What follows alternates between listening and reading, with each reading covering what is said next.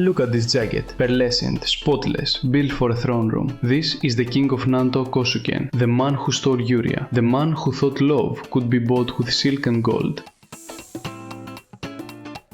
Legacy of Revoltech, that yellow box again, straight out, no time to waste on a man this impatient.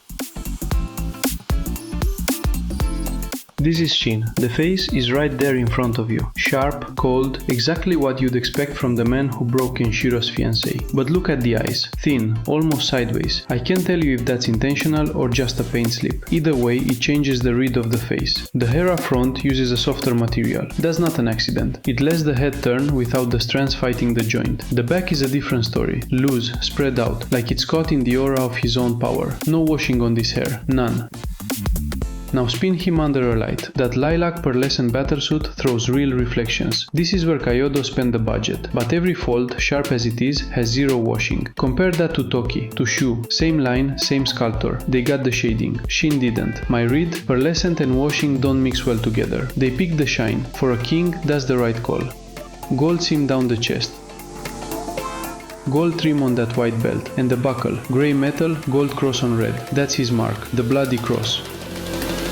White bracelets on the arms, clean, expensive looking. Kenshiro stuck with black leather. Shin dresses like the king he crowned himself. Shoulder armor, grey metal, no washing. Yellow fur trim all around. A little much, but this is a man who built a whole city to impress one woman.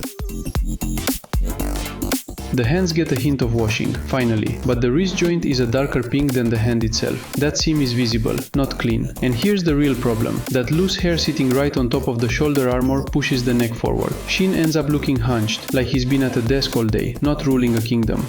Pants folds, sharp, same quality you get across every Matsuura Ken sculpt in this line. White boots match the bracelets, shin guards and knee guards, grey metal, gold trim, same fur on the shins as the shoulders, no washing anywhere on the boots either, consistent at least in what they left out. Gorgeous underlight, precise where it counts, but that hunched silhouette cost him some of the majesty this king is supposed to carry.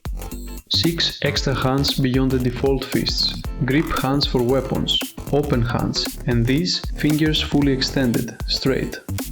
That's the exact hand shape Shin used to scar Kenshiro's chest. Then there's this, a hollow head, punched straight through. Hole goes all the way to the back of the skull.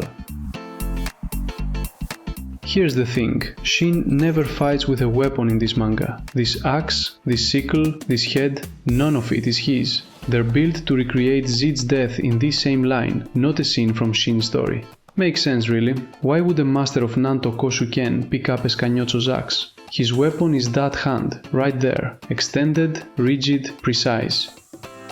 A generous set on paper, but only half of it belongs to the king. The rest is a loan to the man he never needed to fight. Head tilts forward clean, the soft hair strands staying out of the way. Backward, less room.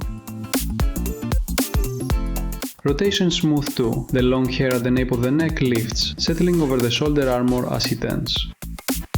Shoulder armor's on its own Revoltech joint, lifts, rotates, never fights the arm underneath. And that joint ends its keep. The arm raises well past shoulder height. Kenshiro, earlier in this line, couldn't do that. Shin's armor moves with him. The shoulder itself just rotates on a ball, no butterfly joint here. So the reach forward and back is narrower than it should be. But the armor gives the arm a full rotation on its own, all the way around. Single joint at the elbow, bends to 90, rotates the whole arm from the same point. Same setup on the wrists, up, down, rotate. Line the thumb up with the joint's axis and it will bend sideways too, standard across this whole line.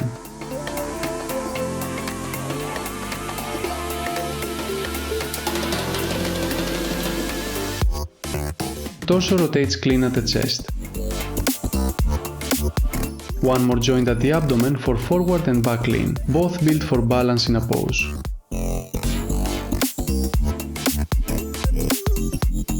And here, waist rotation. This one's new. The earlier figures in this line didn't have it. Now the hips. Diagonal cut. Same complaint as Jaggi, same as Toki. Lift the leg forward and the knee swings out to the side instead. Uncomfortable to work with every single time. But not limiting. The thigh still rotates and that puts the leg back in line. Full Van Damme split if you want it.